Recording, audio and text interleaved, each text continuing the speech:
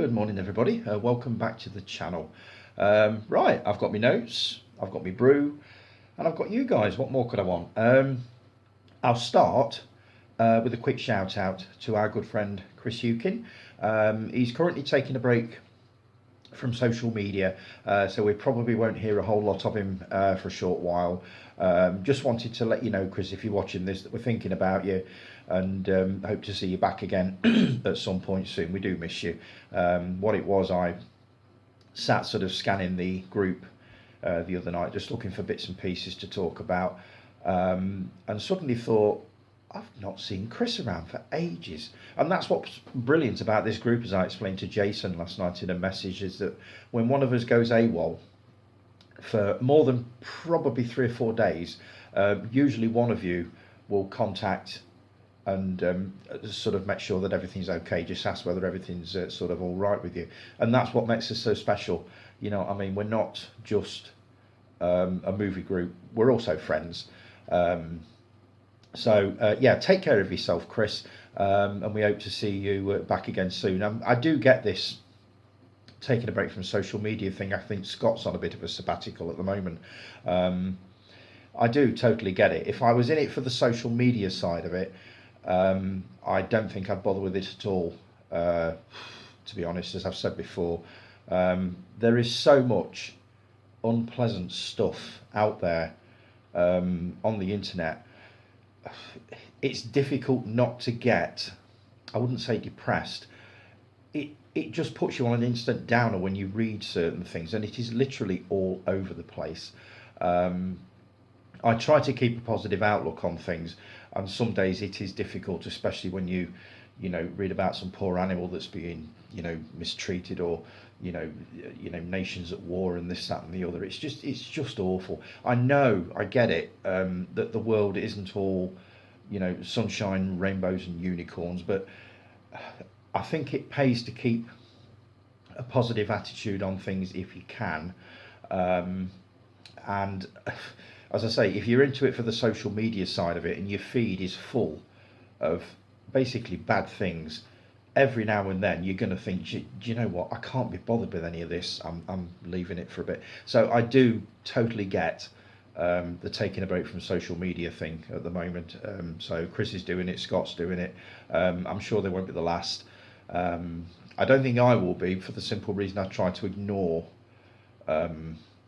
sort of the bad stuff. I don't watch the news as much as I used to, probably once a week for about 10 minutes, just to keep a rough idea of what's going on in the world, but I don't immerse myself in it because it's all bad. It's pretty much all bad, and it just basically fills your head full of horrible things that you really don't want.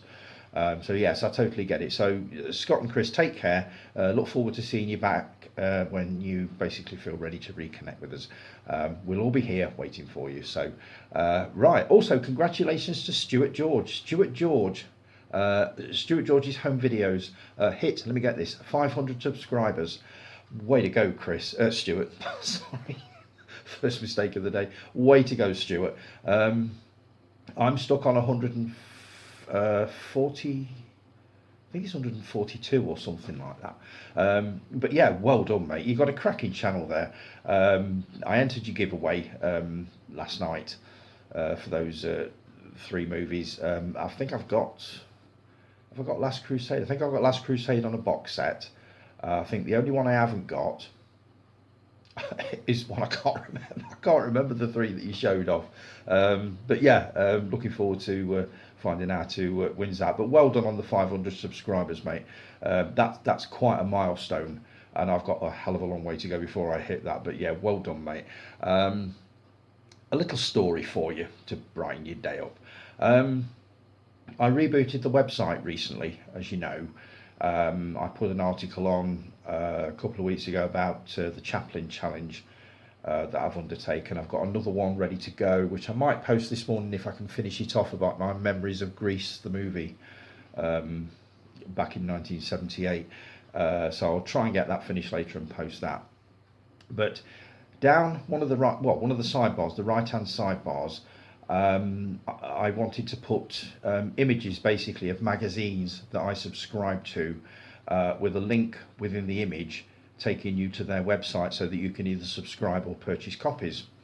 Now, as you know, I've recently subscribed to Talking Pictures TV's magazine called Intermission, which I haven't got in front of me now, but you'd have seen it last week.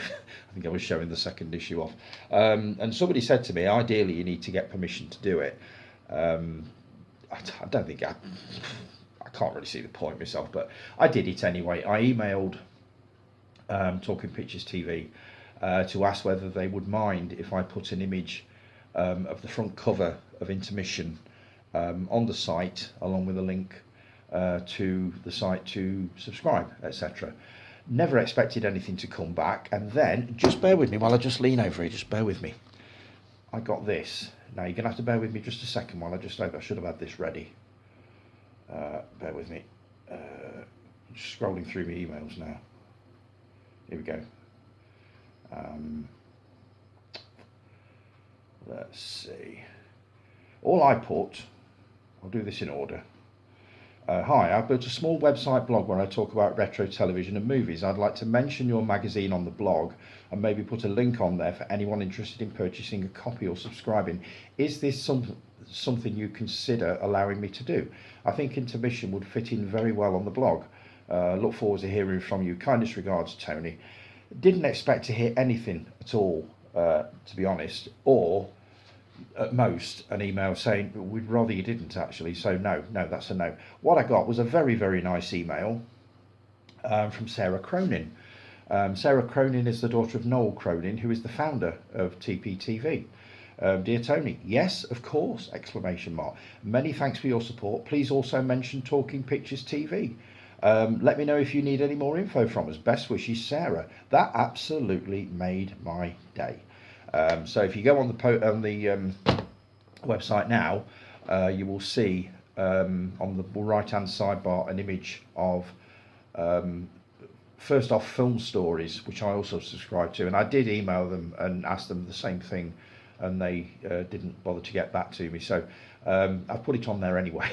I may end up taking it off actually, and just putting a film poster in its place or something. If they can't be bothered to email me back on a simple thing like that, then what's the point? But you will see a picture of the front cover of Intermission, and if you click on the image, it'll take you to the website if you do want to subscribe or purchase an issue of it. But I just thought that was really nice. You know what I mean? Somebody's actually read that email, thought it was a good idea, and emailed me back and told me, and I've gone ahead with it. So that was brilliant. So if by any remote chance you're watching this, Sarah, thank you so much. That really, really made my day, and you will find that on the website now. So let's see, what have I got here? Oh, Facebook. Oh God, Facebook works on algorithms. Yeah, am I right? Whatever you sort of look at, whatever it is, it will sort of post ads on your feed to do, either directly or loosely with that subject. Why am I getting loads of incontinence products on mine? I've never, as far as I can remember, looked at any articles sort of about incontinence products. So if somebody can explain that to me, why all of a sudden I'm getting sort of adverts and videos for incontinence pants and all sorts, I'd be interested. I thought that might amuse you, because it amused me. Honestly, my feed is full of them. Every sort of 5 or 6 articles on the main profile is something to do with incontinence products. So whether it's something to do with my age, I think got hold of my age and thought, my God, there's a man who's obviously got no control over his bowels at all. We'll stick an advert on that might interest him. So let me know on that if you know what that's all about. David Mansell. Morning, David. Left you a comment on the video. You said, thanks for the shout out, and what are your thoughts on the new Never Ending Story movie? Stay tuned, because I'm coming back to that in a bit. This is one of the big stories of the week, David, and I put this out on the group for a few opinions on what sort of people thought of it. So stay tuned, and I will come back to that. I'll be reading a lot of sort of opinions out on that and giving my thoughts, so that'll be a bit later on. So comments on last week's video. The first one is Mark. Now Mark didn't get his comment in on time. Well, I say on time, before I started filming, so I basically pasted it onto this week's, and just a quick word on that. I normally film these things very, very early on a Sunday morning. It's about 7 o'clock at the moment. Um, Please don't worry if you've not had chance to comment on the video yet. I will be doing a little extra time thing next Saturday morning, which I will post on Sunday morning, and that will be an opportunity to basically mop up all the comments that have come in since Saturday before, and also any little bits and pieces that I've found throughout the week, and don't think they're important enough to include in the main video. So don't worry if you've not had a chance to comment yet. I know there's 2 or 3 that haven't commented yet that normally do. I will be doing an extra time video next Saturday morning to publish the day after, so you'll basically get it twice next week. So yeah, so don't worry about that. There's plenty of time. You've got all week to do it. Mark, this is let me get this. I've still not watched yesterday's video. That's from the 8th, believe it or not. That's from last weekend. In fact, 2 weeks ago, by the time you're watching this. I started watching it, but then had to go out, and had full intentions of watching it when I got home. But I accidentally got pissed and was in no state to watch it when I got home. How do you accidentally get pissed? There must have been some intention there. So to be continued, and it was continued. It comes back a bit later. Right. I finally sobered up enough to watch this. Oh my God. Actually went back and watched it from the beginning, even though I'd already seen the first 40 minutes. Now that's love. That is true love. Life is certainly not a Mel Brooks movie. It's Eddie Murphy and Martin Lawrence, and Superbad is not a remake of a blaxploitation movie, and that's me being told. I'm fairly sure that Mel Brooks did a movie called Life, and I will look it up. I should have done it before I did this. And Superbad, oh my God, I got it completely confused. There was a vinyl LP called Superbad out in the 70s. I always assumed it was the soundtrack to a blaxploitation movie. I searched everywhere because I was determined to prove Mark wrong on this one, and I couldn't find any trace of any movie apart from the movie he's talking about, called Superbad. Absolutely, it never existed, just up here for some reason. So I apologise for that, Mark. Completely wrong, as per usual. Visual effects in movies unfortunately mean a lot to me. There are lots of great movies I haven't seen because visually they look bad to me. Jason and the Argonauts being one. What? Really? It probably is a fantastic film. It is a fantastic film. But to me, it looks like a bag of shit and just can't do it. Oh dear. I have a feeling Jason might have something to say about that. Never noticed it before, but as soon as you read out Callista's comment about your dog snoring, it's all I could hear for the last half hour. I'm truly sorry for that, guys. She was asleep on this chair next to me, and I had no idea that the phone would actually pick up that noise, so I do apologise for that. She's not here this morning, as you probably noticed. Let's see, great video, see you next week. Now, Jason weighed in on this, and it is to do with Jason and the Argonauts and stuff like that. Love the Life movie. I went to the cinema to see it. Jason and the Argonauts is a classic I grew up with, and I have seen it about 20 times, same as Clash of the Titans. The dinosaurs do look ropey, but it's the nostalgia on those 2 movies for me. I can't watch any other old dinosaur movies though, even Mysterious Island. It's pretty much the same, isn't it? I can no longer watch... even Mysterious Island I can no longer watch. You would probably enjoy the Clash of the Titans remake, whereas I hated it with a passion. I haven't seen it yet. I've got both of them. Is it Clash of the Titans and Wrath of the Titans on Blu-ray? But I've not watched them yet. And to be honest, I'm a little bit reluctant to do so because I do love the original movie. Saw it at the Odeon when it came out. Loved it. Seen it on video, VHS, quite a few times. Don't believe I've got it on DVD or Blu-ray, but it is on fairly regular on sort of iPlayer or ITVX or whatever, one of the streaming services anyway. So I don't feel the need to sort of rush out and buy it, but it is a stone cold classic. I was wearing my headphones, so that's probably why I didn't notice your dog's... Start again. I was wearing my headphones, so that's probably why I noticed the dog snoring, whereas I've never have before. So, oh, hang on, that's Mark's. Do you know what? I'm not going back and starting this again. Here we go. Let me go back a bit. I couldn't hear the dog snoring, although I hear more when I watch the video through my earpods.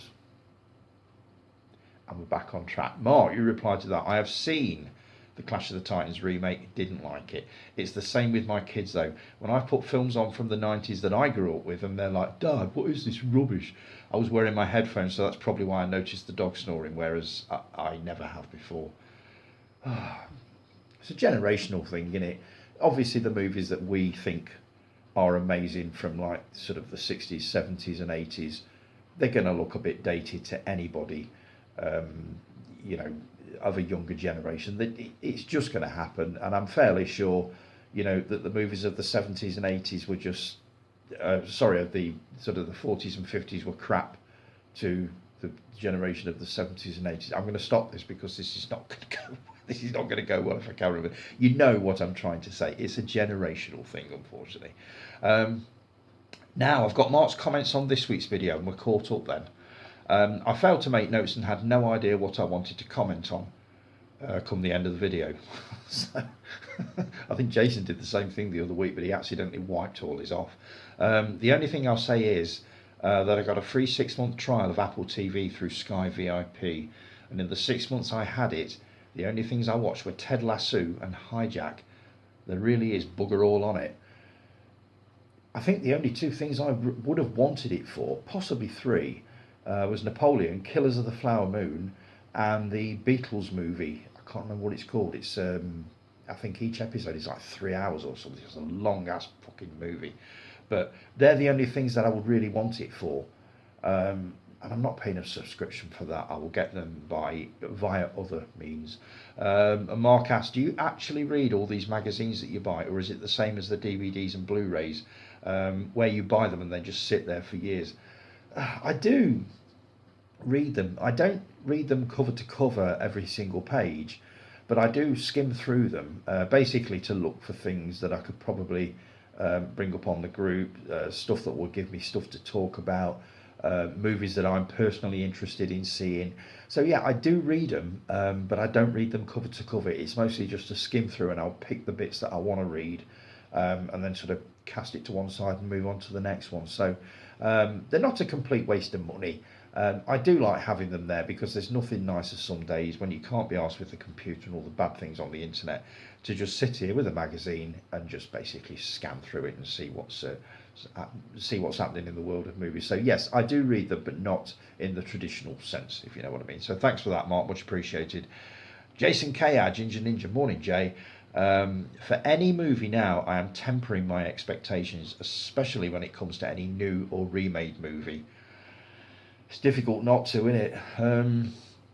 You know, whenever I read about a sort of a remake or a reboot, or anything like that, I'm generally quite excited for probably the first 30 seconds of reading it, and then I will think, oh God, hang on a minute, what are they going to do with it, and who's going to be in it, and you know, is it going to be set at the same time as the last one was, or will I get the same nostalgia hit from this one as I get from watching the original, all that sort of thing. So yeah, I totally get that. I haven't reviewed Patrick yet. It is still sitting unopened, but it's the original and the remake, and it's given me an idea for a new segment, more news to come. Oh, look forward to finding out what that is. Not sure whether my version has got both. My Blu-ray's got both versions on. I'm not sure. I never even thought to look, to be honest. I'll take a look at some point and I'll let you know on that. Nothing wrong with having a kip in the middle of the day. I'd do it every day if I could. I do tend to have a quick, unintentional 5 to 10 minute nap after work. I do it at work. On my break, which is 30 minutes, I spend first 15 minutes shoveling food down my gob, and then I'll put my little earpods in, put some relaxing music on, and literally just nod off for the last 15 minutes. And I'll usually set a very gentle little alarm that brings me round again. So yeah, you're not the only one. Taking notes, I type my comments as I watch along. Only problem is if I get distracted or click off YouTube, I lose everything. Oh dear. Oh no, I couldn't be doing with that. I do mine on a notepad app on the desktop, but if anybody's got any better ideas, let me know. mate, do some 60-second reviews. Be keen to hear your thoughts on more movies. It's a great way to get your thoughts out on movies. I really appreciate that, Jace. I didn't want to do 60-second ones because you've kind of cornered the market on that one, and you do it so bloody brilliantly. But maybe I could go for a 2-minute one or something, I don't know, and give it some sort of quirky name. If anybody's got any ideas for a quirky name for my reviews that will probably last 2, possibly 3 minutes tops, let me know, and I will be happy to start doing that. It seems a shame in a way that I include them on sort of the main video, and anybody that is just interested in movie reviews has got to trawl through all of this crap before they get to the meat of what they want to actually look at. So yeah, I like the idea of doing short reviews. I did one the other week for, can't remember what movie it was for the life of me, but I did one. And it got quite a few views. It certainly got more views than the main video, so I'm definitely up for doing that. And thanks for saying that, mate. That's much appreciated. So yeah, if you've got any ideas what I can call these little vignettes or whatever you want to call them, just let me know, and your suggestions will be taken on board as always. Let's see, I'm about halfway through this episode, but we'll be back to finish it off later. Great video so far. Cheers, Jace, much appreciated that. As I say, I've got an itchy nose, I do apologise, keep doing this. Yeah, as I say, don't worry about, getting your comments in on time. I will be doing another sort of little video next Saturday, mopping up all the comments that come in after now, if you know what I mean. So that will probably be a regular thing, because I know a lot of people don't get the time on a Saturday. They've got a lot of stuff to do, family time and this, that and the other. Frankly, I'm completely flattered that you watch it at all the weekend, because I'm sure you've all got better things to do. But yeah, comment away, all of you. I won't be doing that until next Saturday morning. So let's see. You posted about the Crow remake.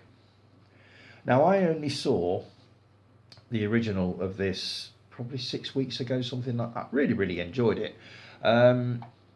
I mean, the story that you posted was headlined as follows: the first reaction to this year's reimagining, we're calling them reimaginings now, are we, of the gothic superhero story The Crow has emerged, and things are not looking good. What happened is Cliff Dorfman, who is a screenwriter, got an advanced screening of The Crow, watched it, and then tweeted the following: if, hypothetically, one happened to see a screening of The Crow, which Lionsgate is releasing in August, one might say it's horrible, it's unwatchable, don't waste your money, or can't believe it's so much worse than the original. It is, and don't. I say, basically, considering that Dorfman was previously attached, let me get this right, to an adaptation of The Crow that didn't get made, maybe we should be taking his thoughts with a pinch of salt. Sounds like a bit of bad feeling, yeah, to me. So I wouldn't take too much notice of that. I'm sure it can't be that bad. You said this does not bode well for The Crow, but is anyone really surprised? It's one of those classic movies that if you love it more than life itself, which I know a lot of people do, I know Callie's a massive fan of this movie, this is just not going to work on any level. Callie, you said, I know recently I've been saying I need to give reboots more of a chance, but this kind of thing just reinforces my viewpoint of don't remake the classics. It's going to keep happening. There are hundreds of these things in the works at the moment. Remakes, reboots, whatever the hell you want to call them. And they are just going to keep coming, because they know, the studios know, that these things are going to continue making money, because they are, a beloved franchise, a successful franchise. All they see is pound signs. They don't see, the creative side of it, and we shouldn't really be doing this because it's perfectly fine as it is. They don't see that. They just see an opportunity to make money. So, loving your Franchise Fridays, by the way, the Hellraiser reviews. I watched the first one last night. Completely agree with you. It's not the perfect horror movie, but it's a bloody good one. Again, I remember that coming into the video shop in, I think it was 87 or 88. Only 2 or 3 copies, as I remember, and it was permanently out. I had to wait about 6 weeks to get a look at that one, because obviously I didn't watch them in the shop. I always bought them home. So yeah, completely agree with that one. Looking forward to what you make of Hellraiser 2. and also the latest sequels. I'll be coming back to these a bit later when I talk about the latest episode of Higgis, which is actually to do with fan fiction. But I think one of my comments I mentioned Hellraiser. But yeah, I'm looking forward to seeing what you make of the sequels after number 4, which have got some weird stories to do with them as how they came about.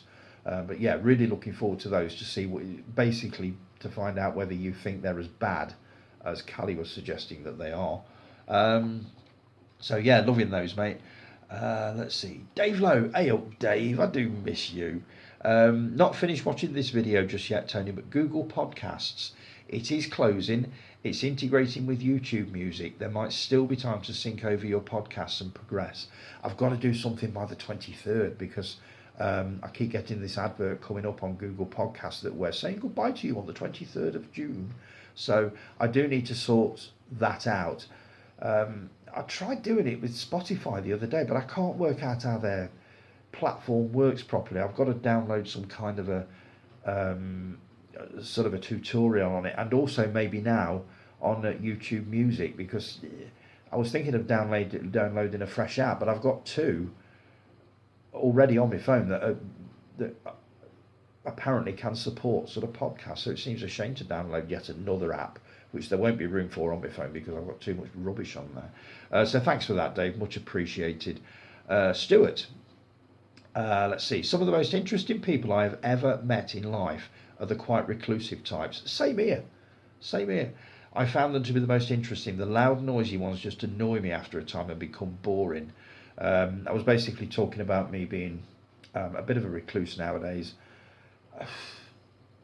I think I said everything I've got to say about it last week, but I honestly agree with you. I can't be doing with loud, arrogant people. I just tend to block them out. I can't listen to them. As I say, the nice, quiet ones that just lead a peaceful life, I can talk to for hours. Loud, arrogant knobheads, no time for them. I recently watched the Hammer film, Hands of the Ripper, and loved it. What are your favourite Hammer films? A few of mine include The Witches, which I absolutely adore, Dr. Jekyll and Sister Hyde. I've never seen it, but I always remember the poster for that. It was playing at Burton Odeon when my mum and dad took me to see, I think it was Live and Let Die, back in 1973, the Bond movie. And the poster haunted me for weeks. It absolutely haunted me. And I've always wanted to know whether the movie is as frightening as the poster was. So I've managed to get hold of a copy, so I will be taking that in. Obviously, I'm not under the illusion that it's going to be as scary as anything made nowadays. The film is over 55 years old, so I'm under no illusions on that. But I will take a look at it and just see whether the movie looks up to the sort of lives up to the poster. And The Devil Rides Out, which is a total classic, absolutely brilliant. What are my favourite Hammer films? Stick with me. I'm coming to that a bit later on. You've urged me to get out my Hammer collection, which I'll be showing off a bit later on, including my favourite ones. So, right, I'm going to take a quick break, folks. We're coming up to 28 minutes. I'll be back in just a sec.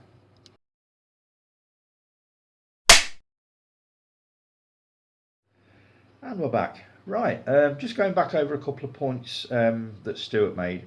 We were talking about basically not liking loud, arrogant people and this, that and the other. I think it's important to be yourself. I like the way you do your videos, Stuart. They're very much like mine. You seem a very sort of quiet, unassuming chap, same as me. Anybody that's met me will tell you that what you see on the videos is pretty much what you get. Jason's met me a lot of years ago, but he knows me. Guy's worked with me. I worked with Mark for a short while. He may be able to vaguely remember me. But what you see on the videos is basically what you get. This is me. And that's it. And I think that's important, especially when you're doing stuff like this, to be another character. I think Callie's incredibly brave creating Miss Violet and stuff like that. I couldn't do stuff like that because I wouldn't know where to start. But yeah, it's an incredibly difficult thing to do, is to get 2 or 3 different personas going at the same time. I have trouble keeping up with the one I've got. But yeah, I do I do totally get that, and I do. And on the subject of movies, here's a little challenge for you. I would like to see you do a video of your top 5 favourite horror movies that are not part of a franchise. So no Friday the 13th, no Halloweens. 5 standalone horror movies that you personally enjoy, that you've got on physical media that you can show off. You do it, and then I'll do it. So that's my challenge to you. So great to hear from you, Stu, as always. Guy, great to have another epic, mate. It was not designed that way, it just happened. As I get the feeling this one probably will be a little longer than an hour, looking at what I've actually got to get through. But it wasn't done by design, mate. It was completely accidental. Okie dokie, here we go. William Russell played Ian Chesterton in Doctor Who, R.I.P. I couldn't remember his name. And I couldn't remember his character's name either. I don't know what it is. My memory is just so crap nowadays. I'm too young for Magpie. Yeah, I know you are. I think a lot of people on the group are not going to know a lot of these shows that I grew up with, which I've got another one next to me for a bit later on. Yeah, they are mainly grounded in sort of the 60s, the 70s, possibly the early 80s. But anything beyond that, probably not. So I make my notes old school with a notebook and a biro. God, if you saw what I've got in front of me now, I'd need a book just to write it all in, and it would take hours. It's just easier for me to type it all on one of these little notepad app things and just basically stroll up. It's a lot easier for me. I did used to write it on postcards. Do you remember I used to have those little postcards that I used to hold in front of me? But again, maybe I could trim them down, I don't know, but I certainly wouldn't be able to trim down the comments, especially not yours and Callie's and Jason's, definitely not. I'd be here all night. So I do get that. You need to watch the Bill and Ted trilogy. There's 3 of them. I know I need to have a look at them. I know the first one's from the 90s. They did a sequel to it, and then they rebooted it probably 2-3 years ago. So yes, I will add them to my watch list. I don't know whether they're streaming anywhere, but I'll find out and I'll have a look. Now for some controversy. Uh-oh. Barbie. Uh-oh. My daughter wanted to watch it the other week. Good on you, Rose. So I sat and watched it with her. I actually enjoyed it. Wow. It's a bit of fun and funny as well, and has some great piss takes in the script for the grown-ups. Will Ferrell is awesome in it as well. Do you know what? I still want to watch it at some point, and I do. I've got to be in the right mood for it. I think it was Jason that said the bright colours and the pinks just nearly blinded him. So I've got to be in the right frame of mind for that. But it is still on my watch list. I've managed to get Oppenheimer watched, which was the one that came out about the same time and got caught up in the whole Barbenheimer or whatever it was thing. But yes, I will take a look at Barbie at some point and let you know what I think. But I've got to admit that opinion came as one hell of a surprise. You did catch me out with that one. Yeah, a real curveball, guy. Nice one. Regards Callista saying you should do another show. It's a good idea and I think you could do it, but how about another appearance on Higgis instead? Okay, here's the thing. I record my videos ridiculously early in the morning. As I say, it's about 7:30 at the moment. I was planning it on doing it earlier than this. The reason being, I am still, and yes, I know you're going to say, what, after 3 years? Yes, I'm still very self-conscious about recording when anybody is within earshot or even in the house. At the moment, Rob is in bed, fast asleep with the dog. They won't stir for at least another hour. So I know I've got all the doors shut. He knows what I'm doing. But if he was downstairs in the other room, I would not be able to do it. I can't help it. It's just the way that I'm built. And I don't think it's ever going to change. I have to do these things either when he's asleep or preferably when he's not in the house at all, when I can really just properly go for it. So my thoughts on that are this. I would absolutely love to appear on Higgis again. I really, really would. But it would have to be a morning, preferably when I'm off work because he is at work, when I'm basically free from like 5 o'clock in the morning, because I still get up at stupid o'clock in the morning, even when I'm off work, because the body clock is set. You just wake up and you get up until about probably dinner time. After dinner time, I start to flag. I have to go and have a snooze for a couple of hours. So the afternoons are absolutely no good. The evenings are no good because obviously Rob's in the house. So I would love to do another episode of Higgies with you. I really would. And if you can ever sort one out for a morning when I am at work, home alone, I would be absolutely happy to do it. Totally happy to do it. I would love to do it. So I don't even know whether it's possible, and I really don't want you rejigging your schedules and this, that, and the other just for this. This is just me saying that is probably the only time that I can do it. But if you can, and you're free any morning, let's see, the next time I'm off is in 2 weeks. I believe it's on I think it starts the 1st of July, first week of July. I'm off. I'll be free pretty much every morning. If you can do something in one of those mornings, please let me know. I'll be more than happy to do it. I haven't got Zoom anymore, so I don't know what it is you use now. I had to delete it off. Did I have a crash? I think I lost it. I lost a lot of apps and a lot of messages and numbers and stuff like that a while ago. So I haven't got Zoom anymore, so I have to sort of reinstall it or do it on a different app, that whatever it is that you're using. But I'm rambling now. That is my answer. I would love to do it, but I can only do it when I am on my own in the house. And I know it's stupid. After all these years, I should be used to that, but it's not just Rob, it's anybody. I can't do this while anybody's within earshot. I just can't, and there's no point in saying it's daft. It is daft, I get that, but that's the only thing. So that's the thing. If you can do that, I will be more than happy to appear on an episode of Higgies. I would love to do it. So thanks for that. Hendrix is okay. Thanks for asking. I always worry about people's cats and dogs. And yes, Clive Barker was a sex worker. Do you know what? I thought I'd misheard that or misunderstood it. That did catch me by surprise. Nakuti, pronounced Shooty. I didn't know that. Gatwa is a great actor, but for me, he didn't become the Doctor until episode 6. 2 more episodes of this series left. We shall see if it kicks into gear. I haven't seen any of them yet. The only thing I remember Shooty Gatwa from is Sex Education. He was superb in that, absolutely brilliant. And I was very surprised when he got picked to play the Doctor, because I couldn't imagine how it was going to work. But he's getting a lot of praise heaped on him, so more power to him. Apple TV, I looked at what they had on, and there wasn't enough on there to justify the extra expense. As I said before, all I'd want it for is Napoleon, Killers of the Flower Moon, and that Beatles documentary, the Peter Jackson one. I would love to see those 3, but I'm not going to pay for a subscription just for that.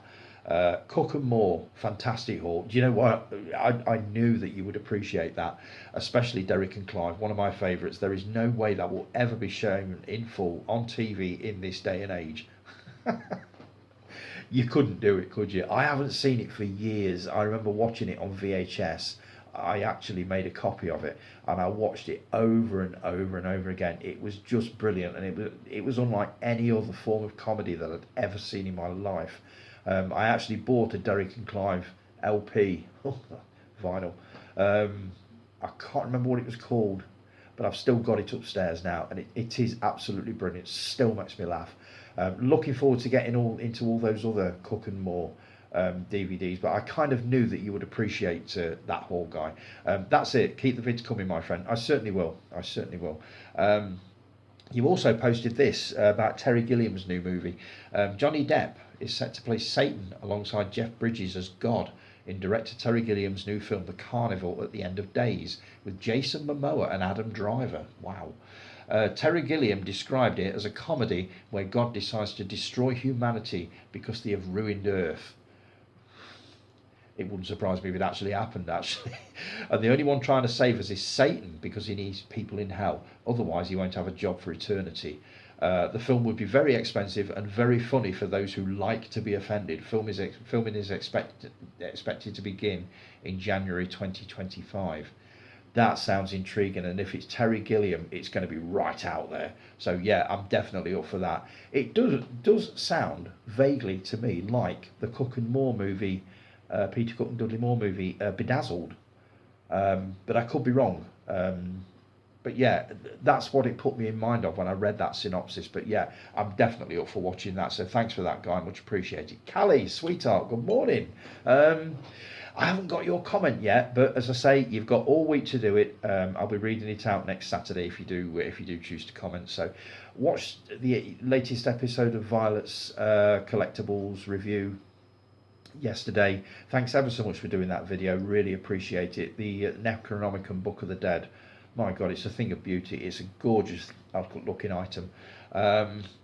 Yeah, really appreciated that. Do not sell it. Please don't sell it. It's too gorgeous. Just keep hold of it. That is going to be worth an absolute fortune in a few years. So yeah, I would definitely say hold on to that. So let's see what I've got. It latest episode of Higgies fan fiction. I know nothing about fan fiction, absolutely nothing. So I really enjoyed this because I found out a lot of stuff that I didn't know. Let's see. Not a lot of love for the later Hellraiser sequels. This is what I was talking to regards Jason earlier on, JK. I have seen the first three. I've not seen Bloodline, which is the fourth. Most of the box sets that you can pick up go 1 to 4, which I'm assuming is the 4 official ones. And they then start to tread a bit of a path into oblivion, according to you. So I do want to do the whole lot, but I am going to wait on JK's reviews of these later ones before I take them on. I trust his opinions on things like this. He's a horror aficionado, so he knows his horror, and he knows what's good and he knows what isn't, same as you. So I'm probably going to hold off on the later sequels. I have seen the original. I've seen the second one, Hellbound, which made absolutely no sense to me, but I would love to see it again. Hell on Earth, I've seen once, can't remember much about it, and I've not seen Bloodline. But those middle few, I'm not sure. We shall see what JK says about them, but you've got definite opinions, and you basically say they're all pants. So I probably won't be bothering with them, but we'll see. As for the reboot, most definitely I will be taking that one in, absolutely, because that has got blinding reviews right across the board, not just from you but from everybody. So I will be taking that one in. Why are you shocked that I haven't seen Red Dwarf? I didn't think anything like that shocked you anymore. I do intend to take a look at it. It's only a little 30-minute episode, so there's absolutely no harm in it. More than anything, to find out who Crichton is and why everybody thinks, well, I remind them of it. Sorry, my nose is itching. There's something wrong this morning.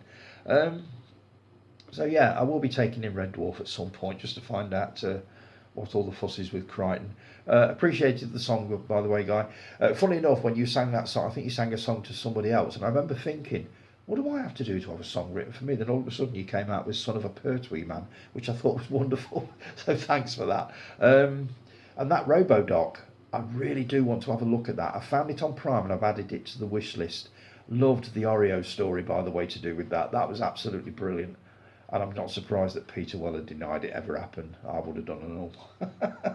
So, as I say, I knew nothing whatsoever about fan fiction. The only contact I've had with it is by accident finding something to do with Kirk and Spock ages and ages ago, and looking at it and thinking, God, this is disgusting. This is really bad.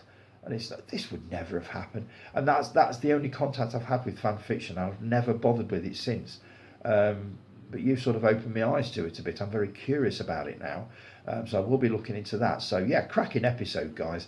I've always said that if you can make a subject, if you can, here we go. The stammer's starting to creep in now. If you can get a subject that nobody is interested in and make them interested enough to want to look it up and start investigating it, then you've done a good job. So cracking episode, guys. Looking forward to the next one and hopefully appearing on your show at some point.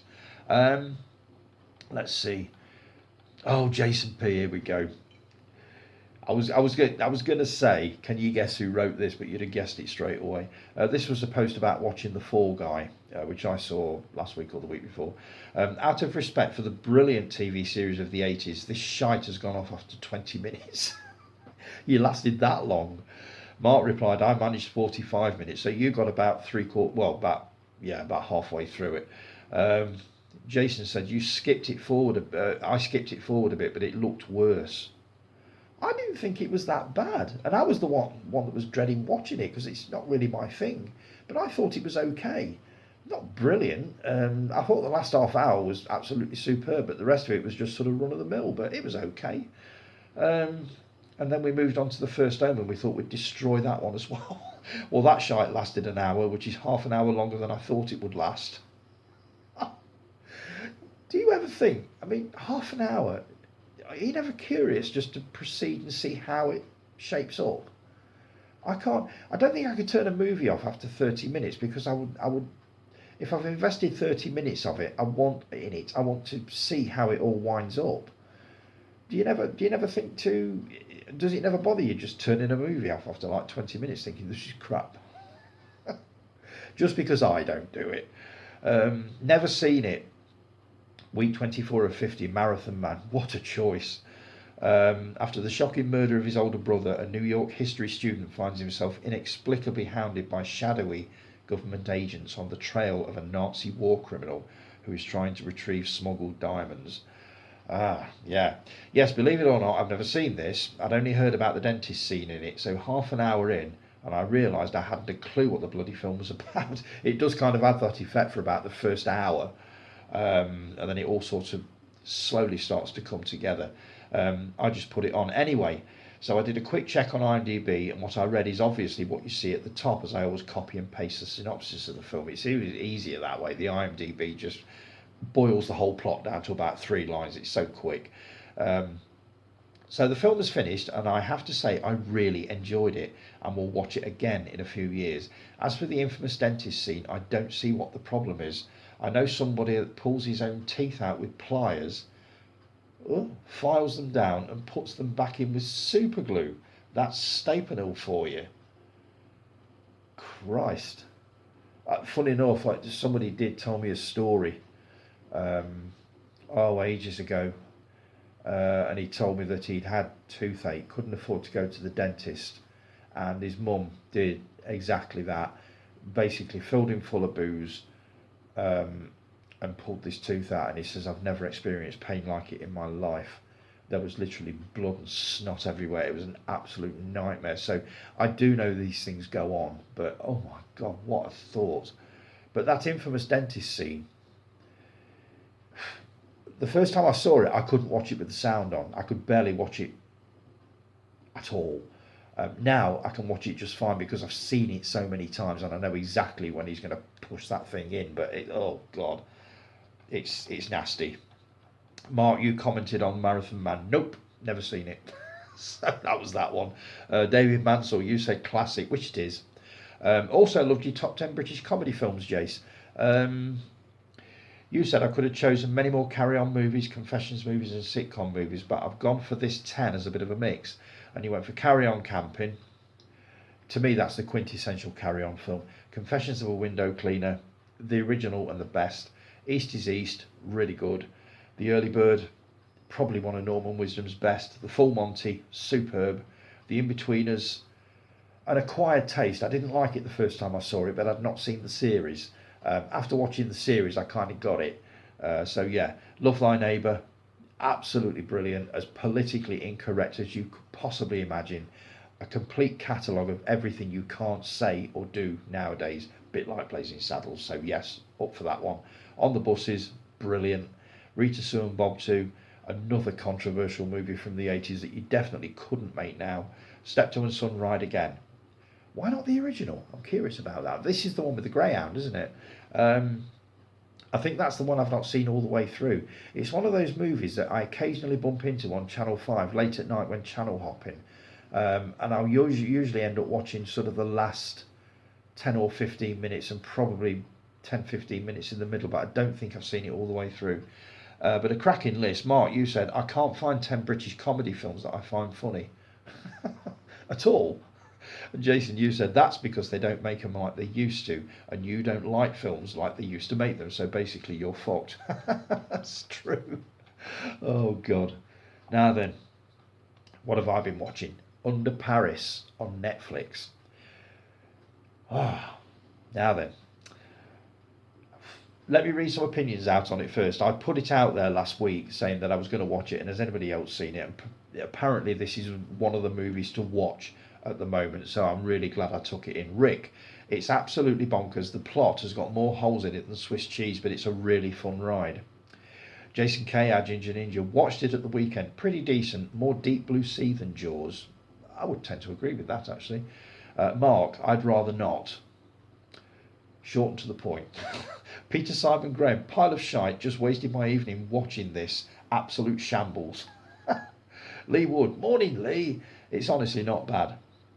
Steve Mack, leave your brain at the door. French with English subs. Also, you need the French version for Atmos, which I've not got. I actually watched it dubbed. It was fun, but nothing new to be fair. Is that Under Paris? If it is, leave it there. That's Steve Matt, that's our Criterion guy. Ashley McGimpsey, morning Ash, I haven't heard from you for ages. Good to hear from you, mate. Found the plot silly, really, but I know you like the animal attack film, so reckon you will enjoy it.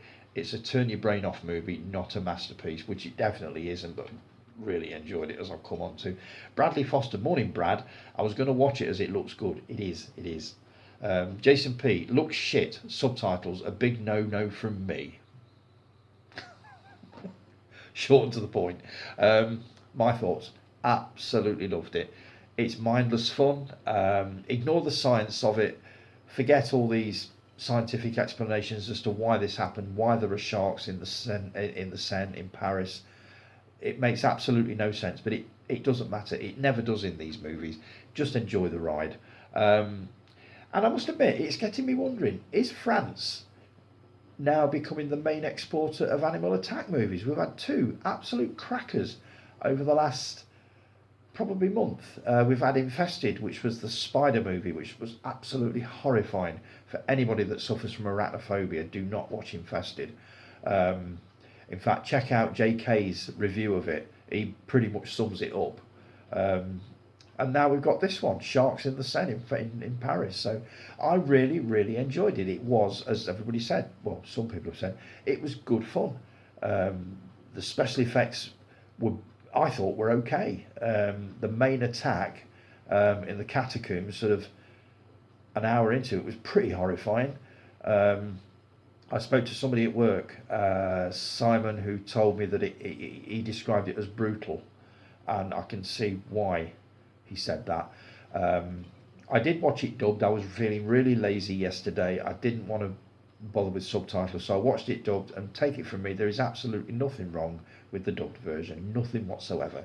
But I just thought it was good. I think the bit that horrified me the most was probably the first 10 minutes. The sight of all that plastic rubbish in the sea is just horrifying. And that to me was the most frightening part of the whole thing, is the fact that we've done this with our use of single-use plastics and stuff like that. So, but if you're in the mood for a good fun animal attack movie and you like a shark movie, I think this is probably one of the best we've seen in quite a while. So yeah, I'm recommending Under Paris. I'd probably give it a 7 out of 10, definitely, no less, no more than that. It's just great. I thought it was all right. So yeah, let's see what have we got here. Blazing Saddles is being released as a 50th anniversary collector's edition steelbook, 4K and Blu-ray. I've got this on Blu-ray. I don't know whether I want to upgrade it or not. Dave Lowe, you said, I would love this, but for that price I can't justify the double dip. It does look a really nice set. I will admit it looks a nice set. Lee, you were saying, I'm so very tempted, but I'm thinking have they edited anything out? I wonder. Jason threw his hat into the ring in this one. I don't think they would dare cut anything out, otherwise customers would end up sending them back. And a lot of work has gone into this release only to have them returned. Those that buy this movie know what they are getting and what they want. Fans of this movie know it inside out. and they will know instantly when something has been cut. I'm pretty much the same on that. If I've seen a movie enough times, I will know exactly what's been cut, i.e., the Bond films when they are shown during the day. Carry on movies, definitely. You can't normally get more than 5 minutes into a carry on movie without seeing basically a whole scene that's been cut, line of dialogue that's been cut, an image or whatever. So yeah, they will know and they will not be happy. Lee says, I hope you're right. Will I be buying that one? Don't know. Maybe, possibly. We shall see. Jason, you also posted which movie made you go, what the fuck did I watch? What the fuck did I just watch? My answer to this was Titan, one of the most bizarre, horrible movies I've ever seen. A perfect example of what is now classed as French extreme cinema. It got a lot of praise when it first came out. Don't get me wrong, it's a brilliant movie. I just found it really difficult to watch. Some of the sequences in there were just horrifying. Would I want to watch it again? Absolutely not. But it did make me wonder, as the question was, what the fucking hell have I just watched there? Rob Gear. Morning, Rob. You said Greatest Showman, did not like it. Jason replied, never watched it, definitely not my thing. Mark, most recently Saltburn. What's wrong with Saltburn? Well, you're probably going to say everything. I loved it. I absolutely adored Saltburn. I thought it was brilliant. Will I be watching it again? You bet. Absolutely. But I know you had a hard time with it. I remember when it first came onto Prime. I think you were one of the first people that actually watched it. And I know you had a really hard time with that movie, so I do get it. Guy, 200 Motels. I've never seen this, but I know of it. Is it a Frank Zappa film or something to do with Frank Zappa? It's one that I need to look up, and I need to go into it completely blind because it's one that I can see sort of the VHS cover in my head, but I've no idea what it's about. So I'm going to be looking that one up, Guy. Stephen James, I don't know how to pronounce your last name, mate. Is it Kimdins? For the right reasons, and one film I found to be both fucked up and fascinating at the same time, the French film Climax. Heard a lot about this. I'm not sure I can stomach it. Not sure from what I've heard. It's on Channel 4 or Film 4 a lot. And they're renowned for not cutting movies, so maybe if I'm feeling brave enough I'll take a look at that one. From what I've heard, I don't think I'd get very far with it. Jason P from Dusk Till Dawn. I thought that was alright. I can't remember much about it because it's years and years since I saw it. Tarantino produced it or something like that, but I do remember enjoying it. So yeah, interesting thread that one, Jace. We'll have more of them, I think.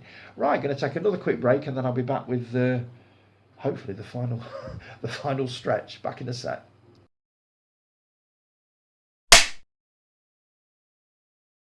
And we're back. Right, looks like it's going to be another long one, guys. Where was I? Okay, so I've pre-ordered a Blu-ray box set that I've been looking forward to for quite a while.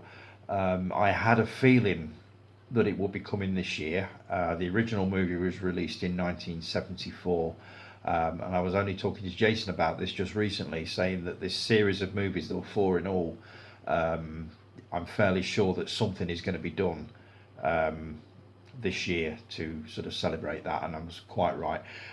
So when this particular item went up for pre-order, I didn't hesitate. I pre-ordered it straight away.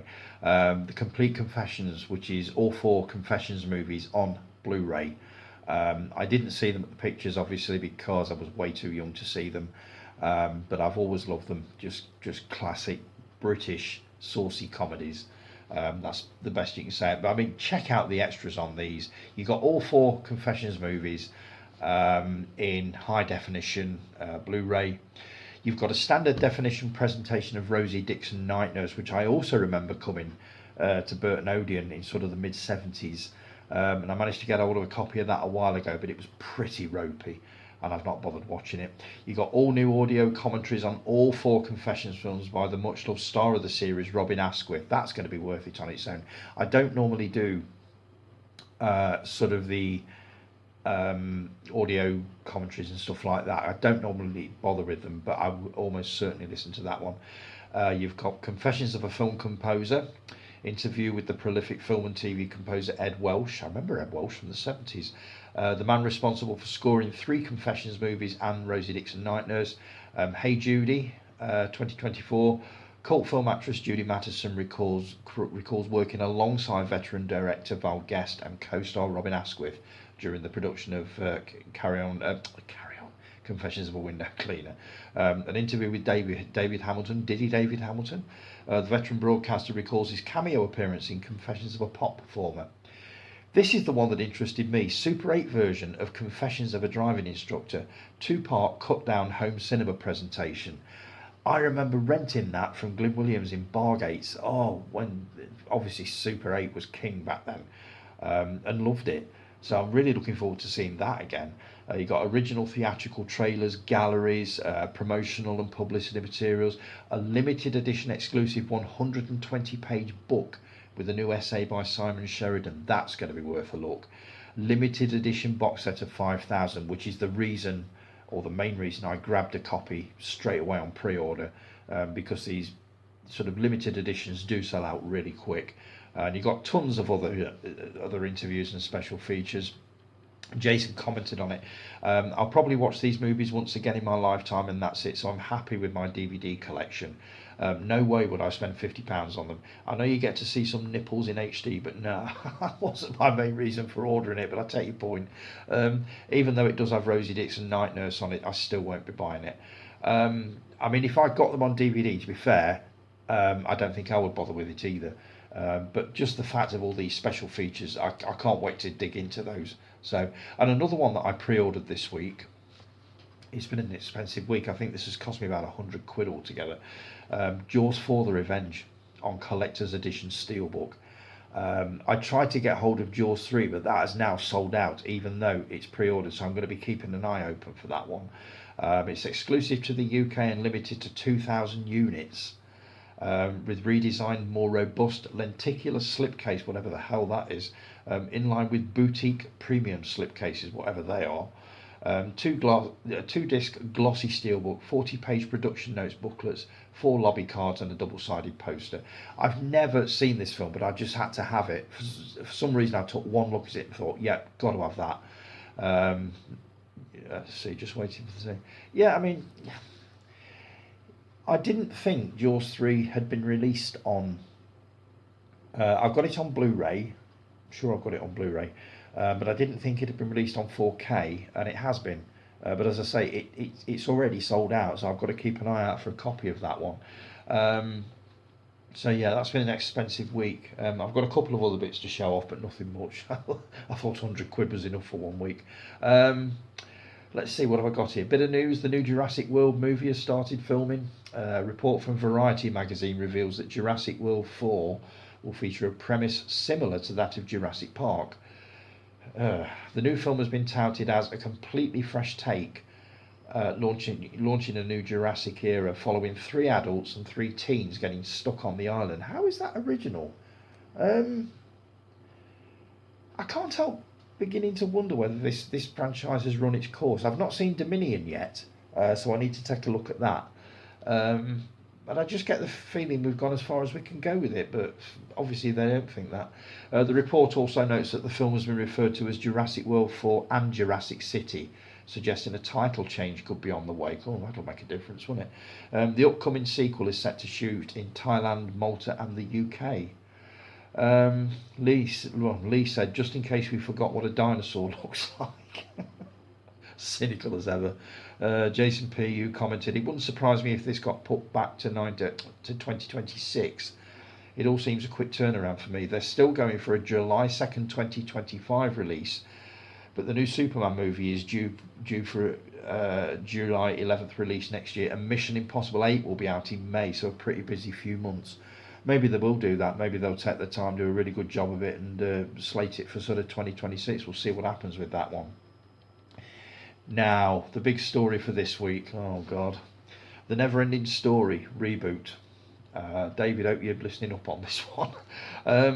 It's got quite a mixed reaction. The Never-Ending Story remake was announced in March 2024 with the news that the project will be a reboot of the original as a multi-film franchise. Yeah, MovieWeb reported a new adaptation of the Never-Ending Story is in the works.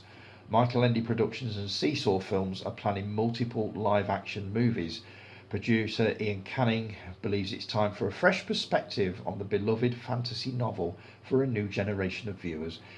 We just believe that every generation deserves their own journey into Fantasia. Weird thing is, it's spelt as Fantastica, but I believe it's pronounced Fantasia. I'm sure it's uh, pronounced as Fantasia. So Screen Rant said the Never-Ending Story will be rebooted as a new multi-film live-action series co-produced by Seesaw Films, which we already know. The new adaptation will bring the classic tale into the 21st century in an imaginative way, following the iconic 1984 film. Dave Lowe, oh God, you said this is one of those. I hope it's good, but why? The original is a fantastic fantasy adventure, full of childhood memories and stands up still today. No part of it needs a remake. Why don't they start remaking movies that were crap the first time round? This is what we've always said, Dave. Why remake things that were mega successful and that people have such fond memories of, rather than a movie that didn't work the first time round that they could probably do a good job with now?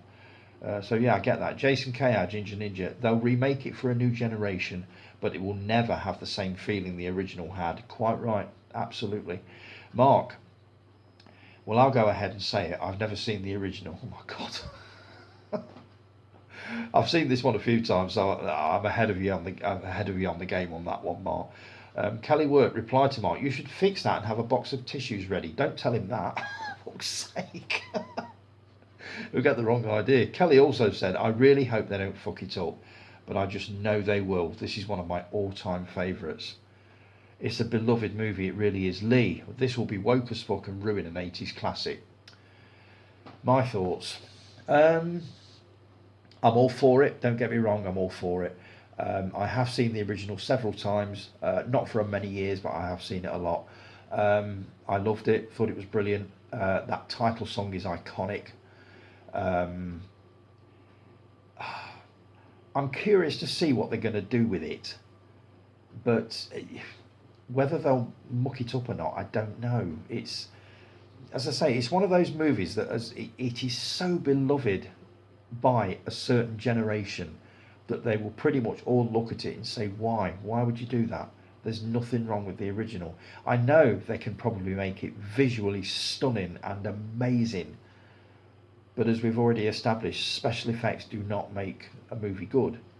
They just make it nice to watch. But we shall see. I'm up for it, but I don't hold out much hope for it being as brilliant as the first one. It certainly will not have the same nostalgia hit as watching the original again would now. I'm very tempted to order a Blu-ray copy of it and sort of reacquaint myself with it, because I've not seen it for many years, but I do remember liking it. Will they do that one scene with the horse? Who knows? If they do, it'll probably be heartbreaking. It was heartbreaking first time round, but oh God, we shall see. But that's my thoughts on it. Go for it, but I will reserve judgment until I've actually seen it, but I can't see them doing anything that we've not seen before, but let's see. So, right, a couple of bits that I've bought, and then I'll move on to these Hammer movies. First one is this. My lovely little iPad has now got a case. I didn't know you could get them.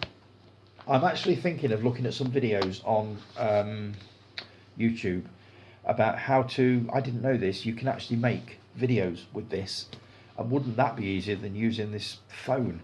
And apparently it's got its own editing software built into it, so I'm going to be looking into that.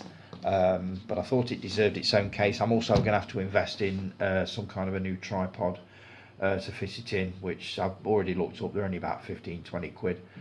So yeah, I'm going to be looking into that. A couple more of these Ealing Rarities collections, which now completes the collection that I've got. You've got this one, which is volume 12, and on this you've got Three Men in a Boat, Loyalties, The Bailiffs and the Burnham Grove. And this is volume 14, which, as I say, this completes the set. The Sign of Four, The Water Gypsies, Feather Your Nest, and Lonely Road. Lovely Road, Lonely Road. So I'll get into those at some point. Latest epic copy of Empire, which is a summer preview. You got Beetlejuice, A Quiet Place Day One, Alien Romulus, Horizon, Twisters. There's going to be all sorts in there. That's a summer preview. And also the latest issue of SFX, featuring the latest season of The Boys, which I've yet to take in. Maxine, which is the sequel to X and Pearl. Longlegs, Nick Cage's new horror film. Didn't know it got one.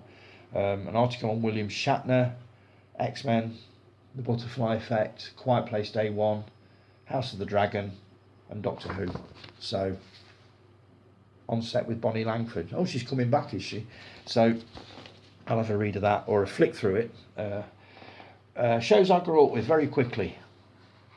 Charlie says, if you were around in the 70s and the 60s and before, you will remember public information films. Some of them were pretty horrifying. How we ever survived the 70s is beyond me when you look at some of these. Some of them are pretty and some of them are very, very scary. Donald Pleasance, the Spirit of Dark and Lonely Water, preaching about the dangers of playing about in ponds and stuff like that, near rivers. These were all over the place. Literally in between programmes you would get a public information film on something. There are hundreds on here. I love this. I watch these over and over and over again and never get bored of them. If you remember public information films, I'd be curious to know which ones you actually remember and which ones still haunt you to this day. And if you've ever seen a movie called Apaches, which was a public information film, but it was probably about half an hour long, you will know exactly what I mean. That is one of the most horrific pieces of television I think I've ever seen in my life. So yeah, do you remember public information films? And if so, which ones haunt you to this day? So, right, Hammer. Back to Stuart George's question. What is your favourite Hammer movie? I'll run through these ones first off. This is my Hammer collection. I think I've got them all, but I may have missed one or two. I don't know. I'll just show you these very quickly. A double bill on this one of the Quatermass Experiment and Quatermass 2. The Quatermass Experiment, I believe, was Hammer's first movie, and it was one of the first X certificate movies as well. Still love it to this day, and I also love the series that it spawned. They did actually do Quatermass and the Pit as a Hammer movie, which was a remake of the television series, the original television series. And obviously the Quatermass Experiment, I believe, was also a television series in the late 50s. So that's a good one. And then I've got these other box sets. That's the first one. And on this you've got Dracula Has Risen from the Grave, Frankenstein Must Be Destroyed, which I've seen several times, love it, and Taste the Blood of Dracula, which I don't think I've ever watched. I get the feeling that is the one with a very young Dennis Waterman in, but I don't know for sure. Hammer Horror Originals. These are three from the very early days of Hammer, when they pretty much first started. Dracula, which I absolutely love. The Curse of Frankenstein, brilliant. And The Mummy, which I've seen many times and still love to this day. Watched it on, I think it was on Legend Extra a couple of weeks ago. Watched it on that. That's another collection. Let's see. Hammer Horror Resurrected. This is all zombie movies and stuff like that. You've got Rasputin the Mad Monk, Plague of the Zombies, Frankenstein Created Woman. That's another good one. Quatermass and the Pit. Seen it hundreds of times. Absolutely love it. The Vengeance of She. Never seen it. To the Devil a Daughter. Never seen that one either. Do you remember it coming out in 1974 and seeing the poster outside Burton Odeon and thinking, wow, that looks good. That's another one.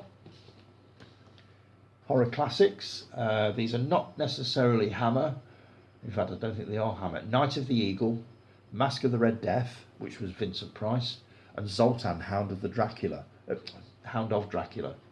which I do remember seeing in the 70s. I think it was released about 77. Good movie. One here called Hammer Horror Selection. You've got The Devil Rides Out, brilliant. The Horror of Frankenstein, don't think I've ever seen it. Scars of Dracula, not sure. Lust for a Vampire, that's when it was all boobs, isn't it? Blood from the Mummy's Tomb, that's another collection. There's this one, which I believe is a Region 1 but it is region free. You've got on here Brides of Dracula, The Curse of the Werewolf, Oliver Reed's debut, Phantom of the Opera, Paranoid, Kiss of the Vampire, Nightmare, Night Creatures, and The Evil of Frankenstein. I've not watched any of these. I've seen The Brides of Dracula long time ago. Can't remember much about it though, so that's another one I need to catch up with again. When they went into television, Hammer, I thought at the time, is that going to work? And it worked absolutely brilliantly. This collection, Hammer House of Horror, my favourite, Children of the Full Moon, starring Diana Dawes as the matriarch of a family living in the middle of the woods. They are stumbled on by a couple whose car breaks down and they don't realise they've stumbled into a family of werewolves. Absolutely amazing. I loved that one. These are all good. This is the complete series. I need to catch up with these again. I haven't seen these for years, but I thought this was really, really good. And my favourite Hammer movie. This is the one you've been waiting for, Stuart. It's an odd choice. I have seen this so many times, I've lost count. It was a movie that I'd read about. I'd read various reviews, and basically everybody has said it's absolute rubbish, complete crap. The whole franchise had run out of steam by then, and they were really clutching at straws. I took a look at it, basically ready to agree with that, and fell in love with it, and I've loved it ever since. Dracula AD 1972. This is really, for me, the Barbarella of Dracula movies. It's colourful, it's trippy, the soundtrack is amazing. The two songs in the party scene at the beginning are brilliant. I thought the story was excellent. It begins obviously in the late 1800s and winds up the main body of the film in the early 1970s. This to me is another movie that typifies sort of swinging 60s, early 70s, that kind of thing. I thought it was brilliant. Had it run out of steam? Probably, because I don't think they did very many out of this after this one, but I thought this was amazing. So that, Stuart, is my favourite Hammer movie ever. I've not seen this particular version yet because it's still... Is it still in the cellophane? I don't know. No, it's not. But nice slipcase. And it's on Blu-ray, so I will be taking that. I only got it sort of a few months ago. But yeah, this is my favourite Hammer movie. So, right, I'm going to wrap it up there, guys. Hope I've not rambled on for too long. Just to go back on something, Guy, don't forget what I've said, which I know you won't. I hope it's not sort of, how can I put it? I didn't want it to sound like I didn't want to do it. I'm just saying that this is how I need to do it if I'm going to do it. Appearing on Higgis again is what I'm on about, obviously. I would love to do it, but under certain circumstances, if that's okay with you and Callie, you know, if you can't do it, I'm perfectly okay with that, really. But if you know, I would love to appear on the show again. I really enjoyed it last time, but on that occasion, Rob was in the next room, and obviously I have to shut the door, so he's virtually trapped in another room until I've done what I've done, which is I don't normally like doing. So if I'm on my own, I can really go for it. So I'll leave it with you. Have a think about it, and you can get back to me on that. So right, I'm going to leave it at that, folks. If you've enjoyed the video, please like, subscribe, share, all that sort of thing. Have a brilliant week. I'll be back next, let's see, it'll be tomorrow by the time you're watching this, with an extra time for anybody that's not had a chance to comment on the video yet. Don't worry, you've got all week to do it. So take care, everybody. Have a brilliant week, and I will talk to you all again next week. Thanks for joining me. I hope you've enjoyed it. See you soon. Ta-da.